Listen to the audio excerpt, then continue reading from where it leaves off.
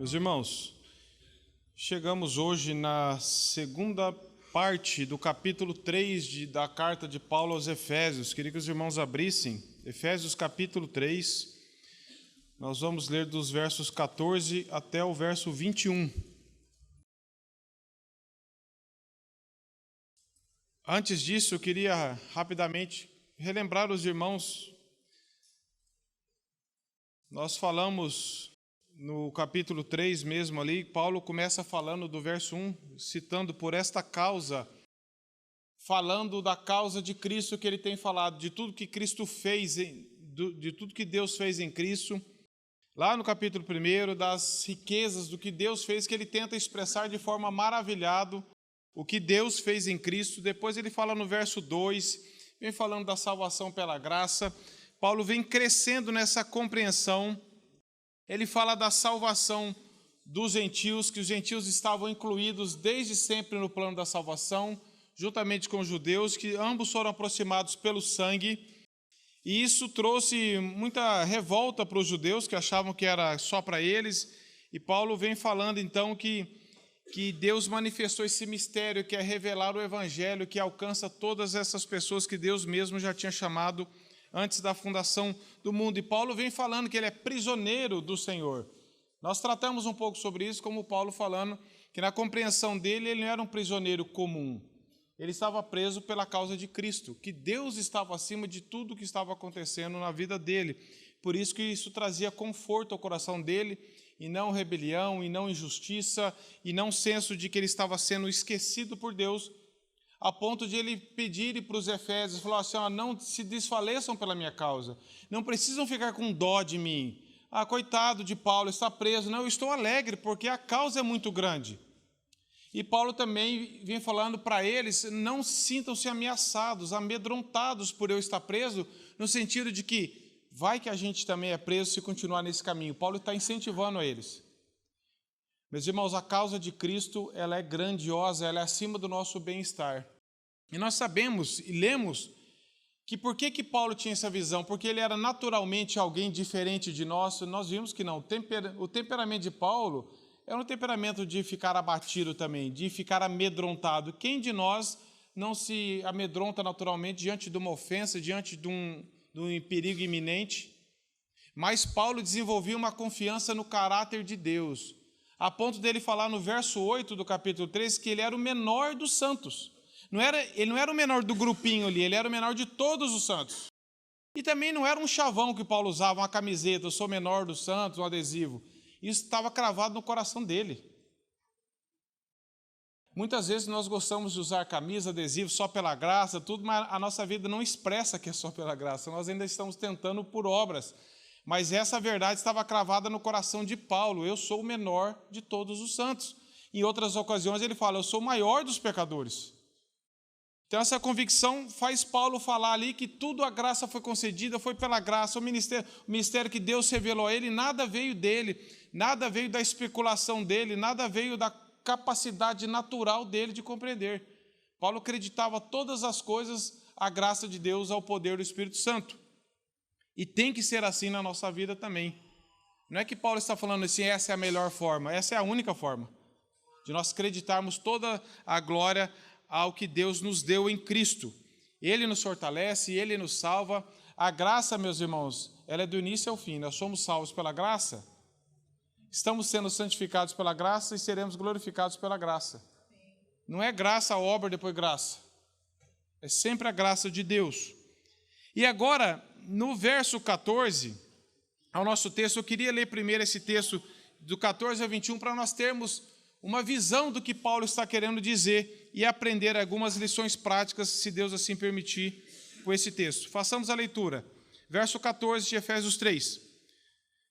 Por esta causa me ponho de joelhos diante do Pai, de quem toma o nome toda a família, tanto no céu como sobre a terra, para que, segundo a riqueza da sua glória, vos conceda que sejais fortalecidos com poder, mediante o seu Espírito no homem interior. E assim habite Cristo no vosso coração pela fé, estando vós arraigados e alicerçados em amor, a fim de poderdes compreender com todos os santos qual é a largura, o comprimento e a altura e a profundidade, e conhecer o amor de Cristo, que excede todo o entendimento, para que sejais tomados de toda a plenitude de Deus. Ora, há aquele que é poderoso para fazer infinitamente mais do que tudo quanto pedimos e pensamos, conforme o seu poder que em nós opera, a ele seja a glória na igreja e em Cristo Jesus por todas as gerações, para todo sempre. Amém. Senhor, nós lemos a Tua palavra, ela é viva, ela é eficaz. O Teu Espírito Santo revela Cristo para nós cada vez que a lemos. E que o Senhor tire, Senhor, qualquer véu dos nossos olhos, do nosso entendimento, para compreendermos um pouco mais isso, embora isso seja inesgotável, mas avançarmos um pouco mais, não só no conhecimento, mas no amor, na piedade, na fé, na nossa humilhação diante do Senhor, da Tua grandeza. E que, Senhor, nós também possamos acreditar somente a Ti, Senhor, toda a obra de salvação, toda a glória, toda a graça que o Senhor tem nos concedido em Cristo para vivermos o Evangelho. Que como igreja sejamos assim também. Faça isso na vida de cada irmão aqui, em nome de Jesus. Amém. Meus irmãos, Paulo começa falando aqui por esta razão. De novo, lá no verso 1, como eu já li, ele também fala por esta razão. Ele está sempre amarrando uma verdade à outra. E agora ele está falando aqui no verso 14 novamente, de Efésios 3. Por esta causa, ele diz, que causa é essa? É por tudo que Paulo vinha falando e ensinando. Pela verdade do que Deus fez em Cristo, lá no capítulo 1, nós já falamos, remissão de pecados, predestinação, eleição, pelo que Deus fez em Cristo, nos dando vida quando nós estávamos mortos em delitos de pecado, por Deus ter nos aproximado pelo sangue, por Deus ter escolhido a família dele, está revelando aí que judeus e gentios, que não há mais diferença, que todos nós que somos salvos pertencemos a uma única família de Deus, e tudo isso é graça de Deus. Por todas essas verdades que Paulo vem ensinando, ele está falando, por essa causa eu me ponho de joelhos diante do Pai. Nós aqui temos que trabalhar alguns pontos, meus irmãos. O que Paulo está falando é que o trabalho não é completo só quando nós pregamos. O trabalho nosso não é completo só quando nós pregamos, senão quando nós também oramos, para que aquela verdade de Deus seja frutificada. Nós tendemos a ficar apenas, talvez, na pregação ou só na oração, os dois extremos. Eu não prego, não ensino, eu só quero orar. A outra não precisa orar, não, já preguei. Paulo aqui ele estava falando para os efésios, para os gentios, todo o conselho de Deus. Estava falando de verdades que nós não temos como compreender. Mesmo com o Espírito Santo, a nossa compreensão ainda é rasa, porque nós somos limitados. E Paulo vem falando do que Deus fez em Cristo, da vida que Ele nos deu. E Paulo vem falando, lembrando que Paulo está preso em Roma. E Paulo agora está falando, por tudo que eu falei, não vai resolver se eu não rogar ao Pai para que essas verdades cravem no coração de vocês e vocês sejam realmente cada vez mais ganhos e aprofundados nessa vida. O que Paulo está falando é que pregação e oração caminham sempre juntas. Que evangelho não está dividido da oração. Que nós não podemos apenas orar sem ter um ensino correto. E que também não podemos apenas ter o ensino correto e confiar em nós mesmos e não rogar ao Pai. Paulo já tinha orado pelos Efésios no capítulo 1, verso 16. Ele tinha feito uma oração muito linda ali. E agora ele ora novamente, meus irmãos, lembrando de que Paulo estava preso. Eu quero que os irmãos tenham essa visão, porque a prisão não limita, a enfermidade não limita, a nossa limitação física não nos limita diante de Deus, para desfrutarmos de bênção com Deus e sermos bênção para outras pessoas. Então, Paulo está falando, e essa oração, ele se coloca de joelhos. Agora, a gente deve dar um alerta aqui, porque nós somos muito tendentes a formalismo. Será que Paulo está passando a técnica de oração? De joelhos. Tem que orar de joelho. Paulo orou de joelho, então eu também vou orar de joelho. Nós somos muito apegados a formalismos externos. Mas a Bíblia, ela fala de homens que oraram em pé. Os judeus geralmente oravam em pé. Mas a Bíblia fala de homens que oraram em pé e a oração foi respondida. De homens que oraram prostrados e a oração foi respondida.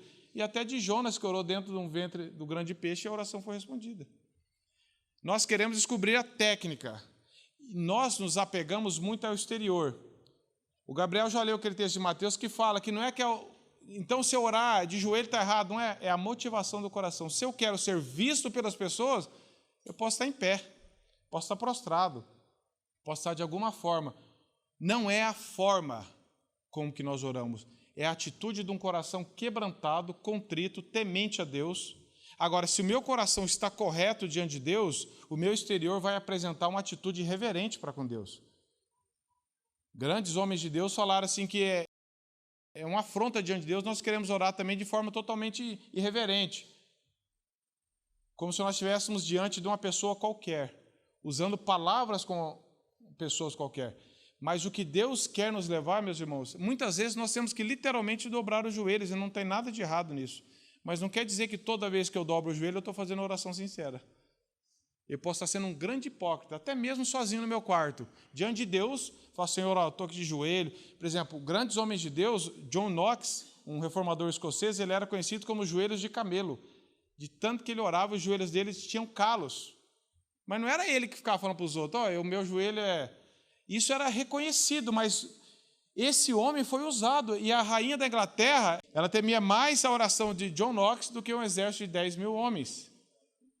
Mas por quê? Porque ele orava de joelho? Não, é porque ele rogava ao Pai com o coração quebrantado, em fé, confiando no poder de Deus. E ele falava, Senhor, me dá a Escócia. Ele queria que Deus entregasse, de alguma forma, evangelizasse todo aquele povo. Ele amava aquele povo, amava a causa de Deus. E o que Paulo está fazendo aqui é demonstrar um amor pastoral por pessoas. Ele estava preso, ele estava orando em favor dos outros, rogando a Deus de joelhos. Nem sempre Paulo provavelmente orou de joelhos, mas ele fala isso. E eu lembro de uma frase que meu pai falava.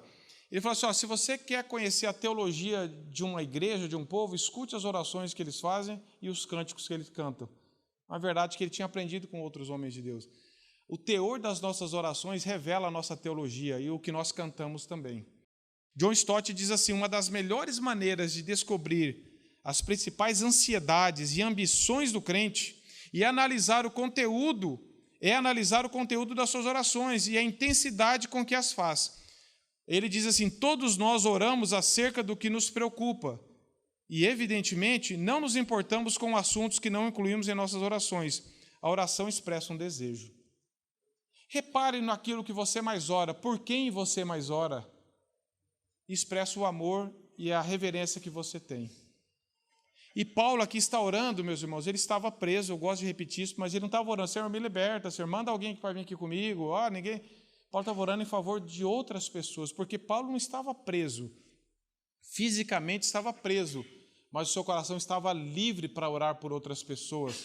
Ele tinha um acesso, ninguém pode roubar esse acesso ao Pai.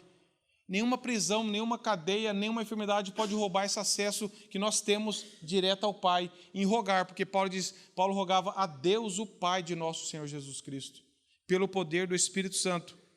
Então, Paulo vem aprendendo e vem nos ensinando a importância de nós orarmos, seja de joelhos, seja em pé, seja prostrados, mas com uma atitude de quem confia em Deus. Senhor, me dê um coração quebrantado, contrito, que eu ame o Senhor, que eu ame a Tua palavra e que eu confie no Senhor de todo o meu coração.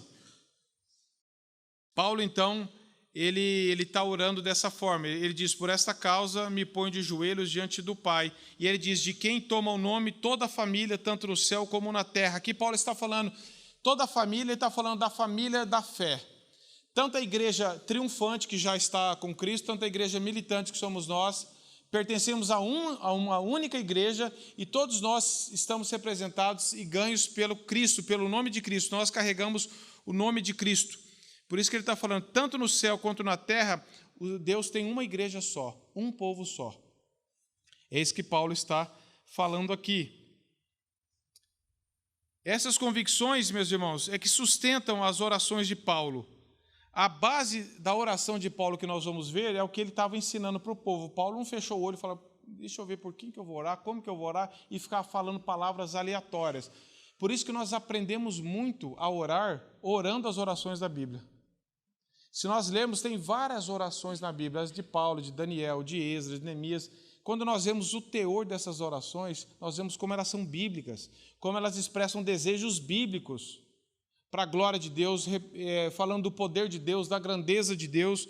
E aqui nós aprendemos muito sobre isso. Para termos orações bíblicas, nós precisamos de uma doutrina correta. Por isso que Paulo estava ensinando, e a partir do capítulo 4 de Efésios, nós vamos entrar em questões mais práticas. E Paulo divide a carta dele assim. Então, para nós termos orações corretas, nós temos que ter uma boa base doutrinária. A Bíblia tem que estar dentro do nosso coração, da nossa mente, circulando em nosso corpo, para que nós possamos expressar essa oração diante de Deus.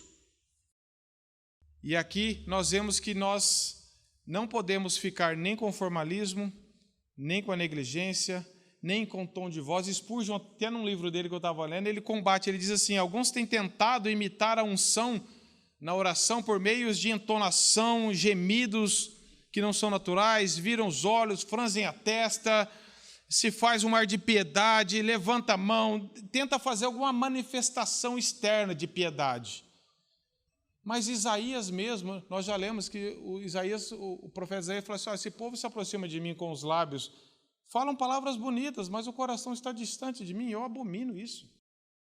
Então as pessoas podem impressionar a forma com que eu e você oramos, cantamos, pregamos, mas Deus está falando, isso é hipocrisia. E não era assim na vida do apóstolo Paulo, e não deve ser assim na nossa vida. Então, meus irmãos, o que Paulo está fazendo aqui é, depois de pregar tanto, depois de ensinar tanto, agora ele está falando assim, o trabalho não está acabado. Eu tenho que rogar ao Pai, porque eu não sou competente para fazer tudo que eu ensinei germinar no coração de vocês.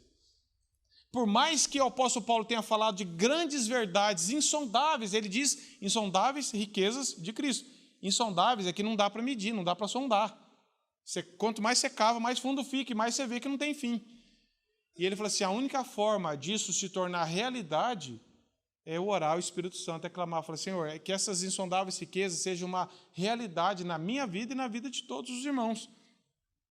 Então, Paulo está falando da importância da oração no crescimento da vida cristã.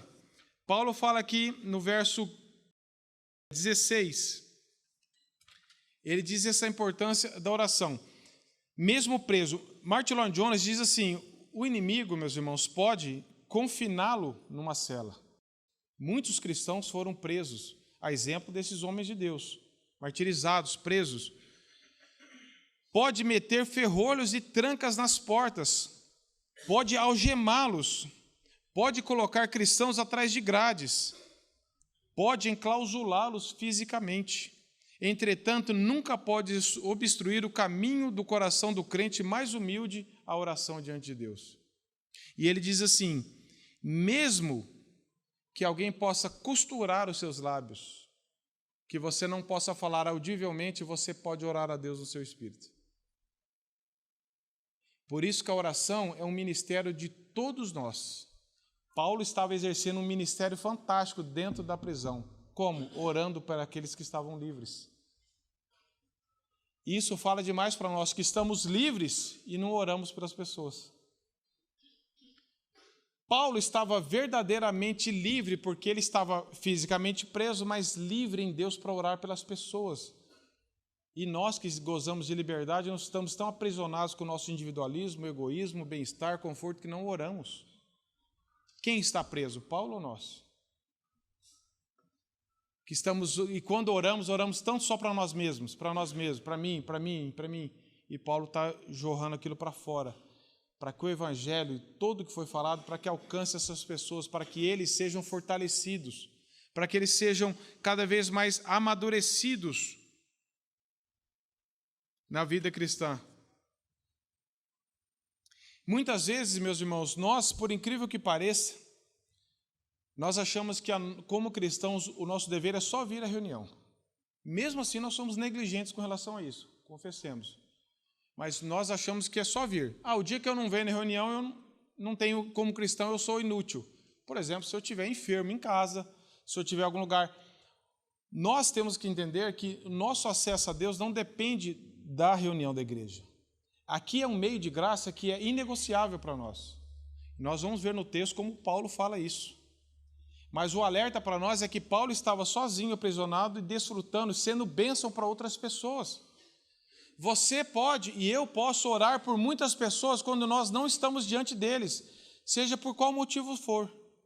A oração, ela nos coloca diante do trono de graça pessoas que talvez nunca se encontrariam fisicamente. Quando nós oramos pelos missionários aqui, talvez nós nunca encontraremos eles fisicamente nesta vida. Mas diante do trono da graça de Deus, nós nos encontramos ali orando uns pelos outros. Isso é fantástico, é isso que Paulo está nos ensinando. Eu não tenho como ir lá com aqueles irmãos porque eu estou preso, mas eu estou com eles em oração. E nós achamos que o nosso ministério é só aviar. O dia que eu não venho, eu estou livre para ficar em casa à toa, fazer outra coisa. Não, nós podemos continuar orando. Ter uma vida de oração. Quando a Bíblia diz orar sem cessar em 1 Tessalonicenses, não é para você fazer mais nada na sua vida, a não ser ficar orando o dia inteiro. Então, eu não posso trabalhar porque eu tenho que orar, não posso conversar com a pessoa porque eu tenho que orar. O que Paulo está ensinando? É uma atitude de oração. Eu tenho que aprender a não depender de Deus só de momentos ocasionais, específicos. Eu tenho que entender que no meu trabalho eu posso estar em oração. Que no trânsito eu posso e devo estar em oração. Que na minha família, que aonde eu estiver, eu estou conversando com Deus, eu estou me abrindo para Deus, eu estou pedindo a graça de Deus em qualquer lugar que eu estiver, sob qualquer circunstância que eu estiver, e você também. É isso que é orar sem cessar, é você cultivar esse relacionamento com Deus.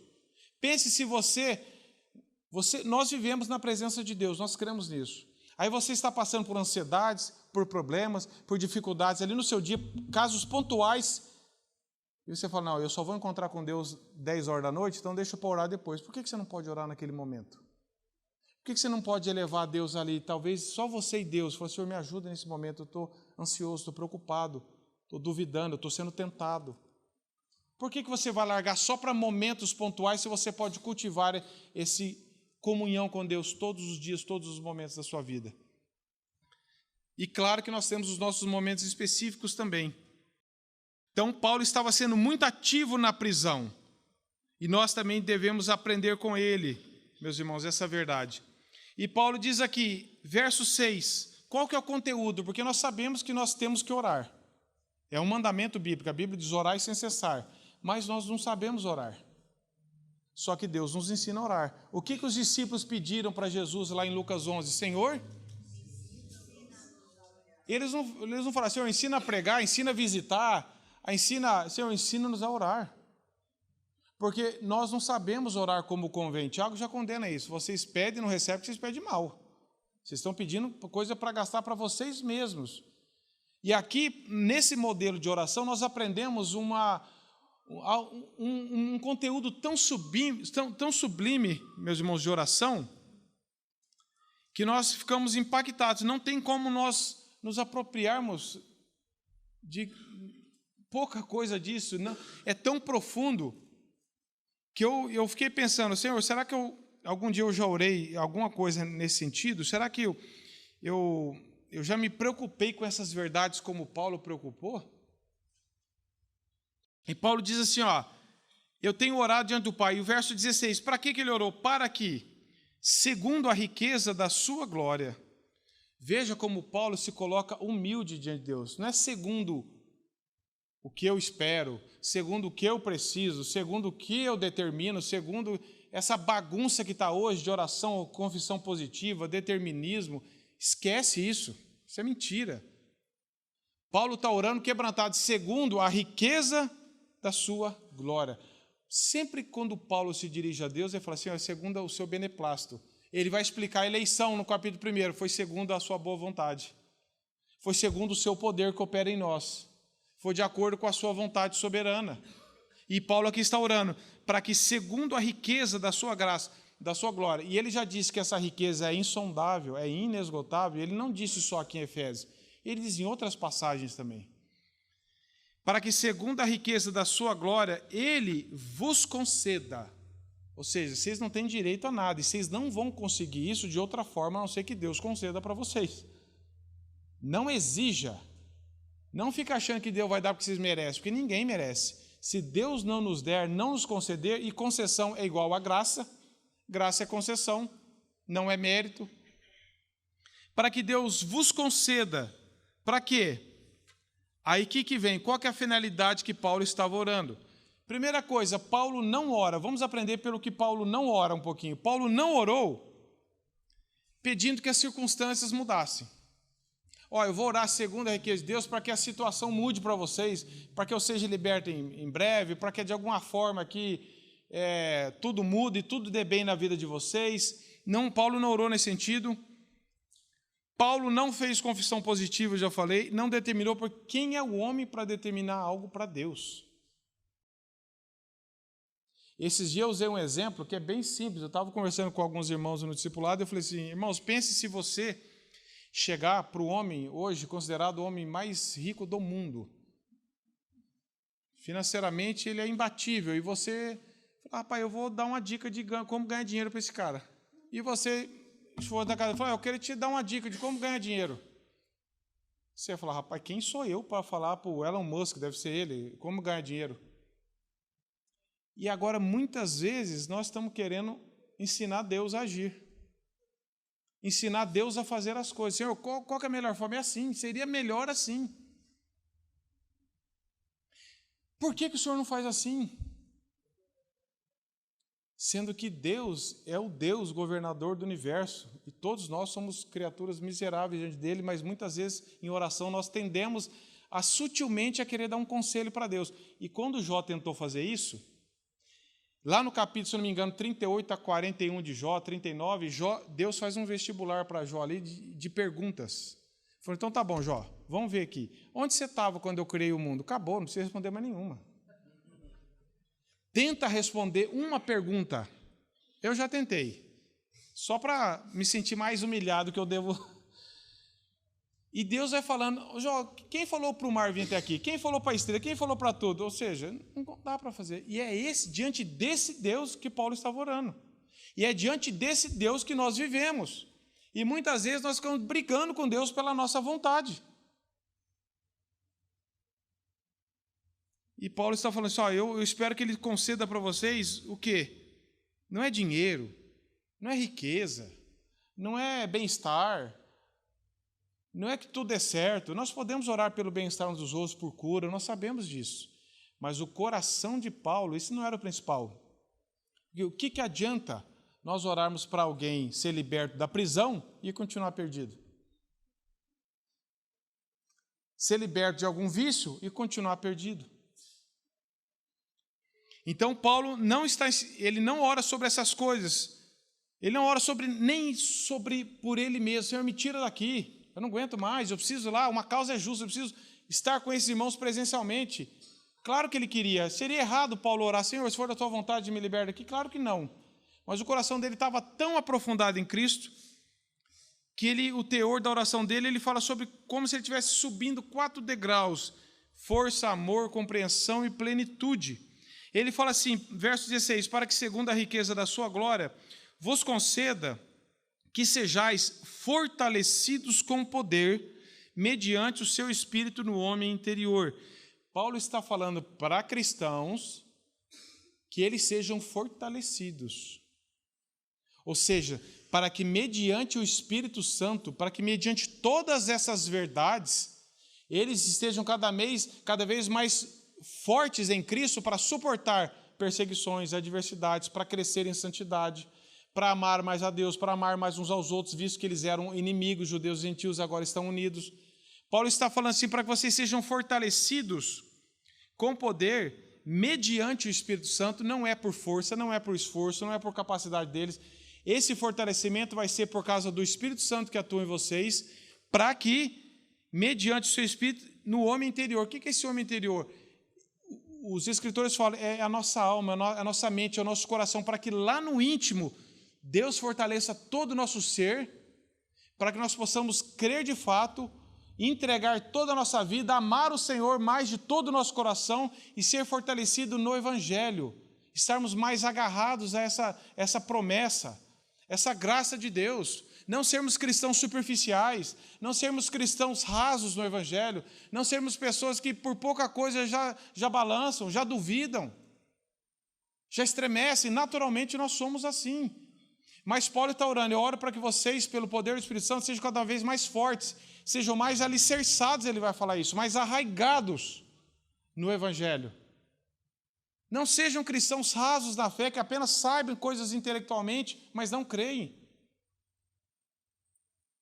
Que ficam bem quando tudo está bem, mas qualquer coisa já acaba com tudo. Paulo falando, vocês precisam ser fortalecidos pelo poder do Espírito. Não é só crente, a vida cristã é dinâmica, nós estamos cada vez mais crescendo. Oséias 6,3 fala que nós devemos crescer e prosseguir em conhecer o Senhor, ou seja, em relacionar com Ele, em intimidade. Não é conhecimento intelectual, de saber mais sobre, é de crer mais. E para eu crer mais, eu tenho que saber sobre Ele. Mas tem muita gente que sabe muito e confia pouco. Sabe muito, mas por qualquer coisa já duvida. E como isso falou comigo, meus irmãos, Senhor, fortalece o meu coração para que eu creia mais em Ti. Para que, como Provérbios 3,5 fala, confia no Senhor de todo o teu coração. Não te estribes, ou seja, não apoie em teu próprio entendimento. Confiar em Deus é algo crescente. Crescente.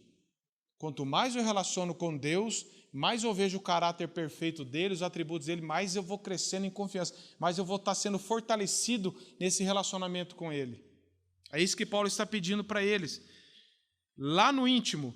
E assim, verso 17, Paulo fala, verso 17, e assim habite Cristo no vosso coração pela fé, estando vós arraigados e alicerçados em amor. Paulo está falando para que Cristo habite ricamente, para que assim habite Cristo no vosso coração pela fé. Mas eles já não eram cristãos? Eram. Tem jeito de ser cristão e não ter o Espírito Santo? Não tem. Nós já vimos no estudo que selados pelo Espírito é aquele que já recebeu a Cristo e tem o Espírito. Não tem como ser, eu sou cristão, mas ainda não tenho o Espírito Santo. Biblicamente isso é impossível. O que Paulo está falando aqui é para que eles cresçam.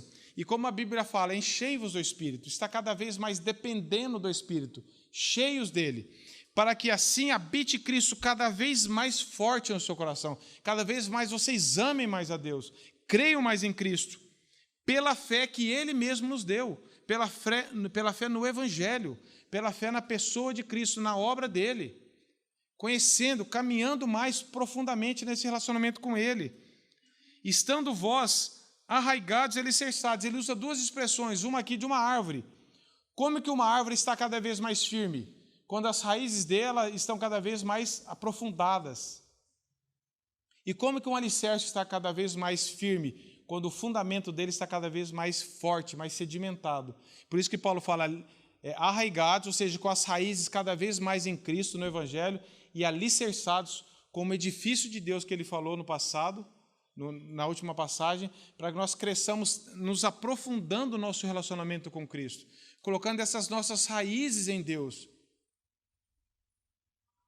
alicerçados em amor, para que nós possamos refletir esse amor de Deus, crendo no amor de Deus por nós, demonstrado aqui em Cristo, e para que nós possamos demonstrar esse amor cristão genuíno, onde pessoas que se odiavam, judeus e gentios, agora estão, por causa de estarem alicerçados em Cristo, podem expressar esse amor, essa firmeza, essa solidez no relacionamento com Cristo. E aí ele continua, qual outro objetivo? A fim de poderdes compreender com todos os santos qual é a largura, o comprimento e a altura e a profundidade, e conhecer o amor de Cristo, verso 19, que excede todo entendimento, para que sejais tomados de toda a plenitude de Deus. Meus irmãos, veja como Paulo está aprofundando nessa compreensão, nesse pedido. Veja que oração teológica, oração amorosa, pastoral, que saía de dentro do coração dele, desejando que aqueles irmãos crescessem, estivessem mais alicerçados em Cristo, desfrutando de todo o poder que o Evangelho pode oferecer na pessoa de Cristo. Não se contentem com o pouco, com o raso, com o que vocês já alcançaram, por serem já cristãos, por estarem caminhando. Cresçam nisso. A vida cristã ela é dinâmica, é de crescimento. E nós só vamos crescer quando nós caminharmos mediante o Cristo, desfrutando dos meios da graça, que é a leitura da palavra, a oração, a reunião da igreja, desenvolvendo uma vida pessoal com Cristo para, como igreja, expressarmos essa realidade. Veja que Paulo fala, a fim de poder descompreender com todos os santos. Meus irmãos, grave essa expressão, com todos os santos. Todos os santos está falando assim, o cristão sozinho, ele consegue caminhar com Cristo, porque Deus nos chama individualmente. Deus chamou cada um de nós individualmente para crescermos, para desenvolvermos a nossa salvação com temor e tremor. Todos nós, individualmente, temos o dever e o privilégio de desenvolvermos a nossa salvação com temor e tremor. Desenvolver é cada vez desenvolver mais. É caminhar, é progredir. Todos nós não temos desculpa. Ah, não, isso não é para mim. E eu não tenho tempo. Diante de Deus você não vale nada. Nós temos tempo, nós temos o Espírito Santo, nós temos a palavra. Se nós estamos rasos na fé, a culpa é nossa, é minha, é sua. Não tem justificativa. Isso não tem para onde nós corrermos. Mas, como Efésios está falando da vida da nova humanidade da igreja, o que Paulo está falando? Você não vai conseguir desfrutar mais sozinho. Você precisa de estar junto com todos os santos, com a vida da igreja. Essa ideia de que eu consigo desenvolver o máximo sozinho na minha casa, isso é uma ilusão. Por que Deus instituiu a igreja se eu posso desenvolver a minha vida cristã sozinho na minha casa? Por que Deus fala da nova humanidade, do corpo de Cristo, se eu posso me sair do corpo de Cristo e achar que eu consigo atingir o máximo que Deus tem para mim sozinho? Deus está falando junto com todos os santos. Nós precisamos da vida da igreja, porque nós somos a igreja. É na vida da igreja que Deus trabalha mais poderosamente em nós, nos nossos relacionamentos, desafiando-nos a amar uns aos outros, nos ensinando a perdoar, crescendo, sendo instruídos e exortados uns pelos outros. É na vida da igreja, o corpo de Cristo, que Deus tem esse compromisso com a igreja, que nós já vimos no texto passado, a multiforme sabedoria de Deus expressa pela igreja. E hoje, qual tem sido o problema de muitos? Eu não preciso da igreja, eu vou lá quando eu quiser. Porque dá trabalho, porque me expõe, porque problema, mas justamente por isso que nós precisamos da igreja. Nós precisamos estar juntos com o corpo de Cristo. Nós só vamos alcançar esse esperado de Deus por nós, meus irmãos, quando nós entendermos que nós precisamos da vida da igreja. Isso aqui não está por acaso, para compreender junto com todos os santos. Não se isole. Não se isole da vida da igreja, que isso é fatal para mim e para a sua vida cristã. Eu sei que tem hora pode dar vontade, porque nós somos problemáticos. Então tem hora que parece que a maior solução é sair. Vamos fingir que tá tudo bem. Aí você encontra o irmão, não, irmão, está tudo bem. Que irmão, mas você sumiu da reunião da igreja. Não, mas qual que é o problema? Eu tô orando lá em casa. Ora, tudo bem você está orando lá em casa. Nós devemos orar na nossa casa. Mas a igreja é o corpo de Cristo. Eu fui inserido dentro de um corpo. Eu fui salvo individualmente, você também fomos inseridos, nós pertencemos a uma família de Deus. E agora Paulo fala, para compreender qual é a largura, o comprimento, a altura, a profundidade do amor de Deus.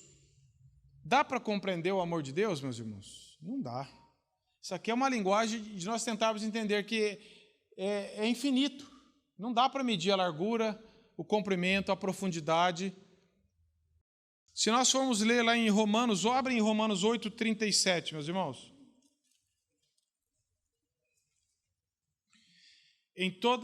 Paulo falando, em todas essas coisas, porém, somos mais que vencedores por meio daquele que nos amou. Porque estou bem certo de que nem a morte, nem a vida, nem os anjos, nem os principados, nem as coisas do presente, nem a do porvir, nem os poderes, nem a altura, nem a profundidade, nem qualquer outra criatura poderá nos separar do amor de Deus que está em Cristo Jesus, nosso Senhor. Esse é o amor de Deus que Paulo está falando. Dá para compreender? Não dá. Dá para medir? Não dá. E aí Paulo ele fala o seguinte, no verso, compreender o comprimento, a altura, ou seja, é infinito, por todos os lados que você olhar, não dá para medir, é imensurável. E aí ele diz, e conhecer o amor de Cristo, ele fala que excede todo o entendimento. Peraí, se excede, como que eu vou medir? Não tem jeito, ele escapa a nossa mente, escapa a nossa compreensão. Tenta explicar o amor de Deus, tenta explicar a obra da cruz, tenta explicar o poder de Cristo na cruz, não tem jeito. Por mais que nós tentemos, é totalmente insuficiente diante da grandeza que é. E conhecer o amor de Cristo. Amor de Cristo expressa onde? Quando que Cristo vai provar que Ele me ama? Olha para a cruz, meus irmãos. Que excede todo o entendimento. Ou seja, então porque excede eu não vou procurar crescer nisso? Claro que não. Isso é querendo dizer o seguinte, por mais que eu tente, eu nunca vou chegar nem perto do que é. Mas eu tenho que caminhar em progredir, em conhecer. Tipo assim, já que excede, eu não vou me preocupar com isso. Não, é o contrário. Senhor, que amor é esse tão grandioso? Eu tenho que conhecer, eu tenho que desfrutar, eu tenho que conhecer mais isso na palavra, mas eu sei ao mesmo tempo que eu nunca vou esgotar isso. Nunca vou chegar nem perto. E aí Paulo diz que excede a todo entendimento, para que sejais tomados de toda a plenitude de Deus. Claro que Paulo não está falando aqui que nós vamos ser iguais a Deus, plenos em divindade. Claro que não, isso é uma heresia. Sempre existiu essa heresia de achar que o homem vai ser divino. Nem no novo céu, na nova terra, não vão continuar sendo criatura. Mas ele está falando assim, para que cada vez mais vocês estejam completos, cheios desse conhecimento. Como se nós fôssemos enchendo do evangelho e cada vez, eu estou caminhando um pouco mais. Mas nunca vou estar aqui na tampa. Cada vez mais eu estou cheio de Deus, cheio da palavra, o Espírito, eu estou me enchendo do Espírito Santo de Deus, mas continuo vazio perto do que deveria ser. Mas eu estou crescendo em relação ao que eu era. Para que sejamos cheios da plenitude de Deus, eu preciso de estar meditando na palavra, na obra da cruz, no Evangelho, e estar orando uns pelos outros para que isso aconteça. Quantas vezes você e eu, sejamos sinceros, oramos pelos outros com essas verdades aqui? Senhor, eu quero orar pela comunidade cristã de Londrina para que eles sejam cheios, para que eles sejam plenos do poder, para que eles conheçam a profundidade, o amor de Cristo. Como que nós oramos uns pelos outros? Nós temos que confessar que as nossas orações são muito materiais, muitas vezes só momentâneas. E Deus permite que nós oremos por coisas momentâneas, é óbvio, mas nós precisamos crescer mais nessa compreensão de que não há nada melhor para o povo de Deus do que crescer em conhecimento, relacionamento, estar cheio de Deus, desfrutar desse relacionamento com Deus que excede todo o entendimento. E Paulo, como que Paulo termina isso aqui? Com essa doxologia. No verso 20 e 21 ele diz assim, aquele que é poderoso para fazer infinitamente mais do que tudo que pedimos e pensamos conforme o seu poder que opera em nós. Espera lá, o que Paulo tinha pedido? E ele fala que Deus é poderoso para fazer mais do que pedir, do que ele pensou ainda. O que ele pediu já não é demais, irmãos. Já não é profundo demais, pelo menos para mim é. E você fala assim, olha como que... E Paulo, então, ele entra numa adoração a Deus, que ele fala assim, não tem mais o que falar, vamos adorar. Olha, aquele que é poderoso, quem? Cristo. Para fazer infinitamente mais. Por quê? Porque Deus não está limitado ao que eu e você pedimos. Deus é poderoso para fazer muito mais. Então tudo que eu pedi é poderoso. Não, tudo que eu pedi é de acordo com a vontade dele. Isso aqui não é uma carta branca para você pedir tudo que você quiser e falar, Senhor, que eu sei que você pode fazer tudo que você quiser. Deus não vai contra os princípios da palavra dele mesmo, obviamente. Então nós temos que saber que mesmo que o meu pedido seja correto, ele pode fazer muito mais do que aquilo que eu peço e eu imagino. Tanto para crescimento, para fortalecimento, para me capacitar, para me amadurecer, quanto para todas as outras coisas. Infinitamente mais do que tudo que pedimos ou pensamos, conforme o seu poder que opera em nós, sempre acreditando glória a Deus, sempre falando que é segundo o poder de Deus, não segundo o poder daquele que ora. Eu vou pedir para aquele fulano orar, que aquele fulano tem oração. Paulo estava acreditando, é segundo o poder de Deus. É o poder de Deus que opera em nós. E ele diz, então, a ele seja a glória na igreja. Observe, na igreja, a importância da manifestação da glória de Deus no corpo de Cristo. A ele seja a glória na igreja e em Cristo Jesus. Quando? Sempre, meus irmãos. De geração em geração, por toda a eternidade, Deus merece a glória e deve ser glorificado por meio da igreja. Então, meus irmãos, o que nós aprendemos? que nós devemos orar pelas pessoas. Doutrina e pregação, pregação e oração caminham juntos. Você pode estar no momento delimitado, mas você pode orar diante de Deus. Que acesso é esse que nós temos a Deus, que você pode orar a Deus do universo, da onde você está? Porque Ele nos ouve por causa de Cristo. Não é por causa da forma que eu estou orando, não é por causa da entonação da voz, é por causa do nosso mediador, que é Cristo, pelo poder do Espírito Santo. E como nós desfrutamos tão pouco disso. Paulo, preso, estava com o coração naqueles irmãos. Por amor de vós, gentios, por esta causa, eu estou orando por vós. Confie que Deus pode regenerar pessoas, como fez com os gentios. Ore pelas pessoas, ore pela sua vida, ore pela igreja. Esteja junto com todos os santos.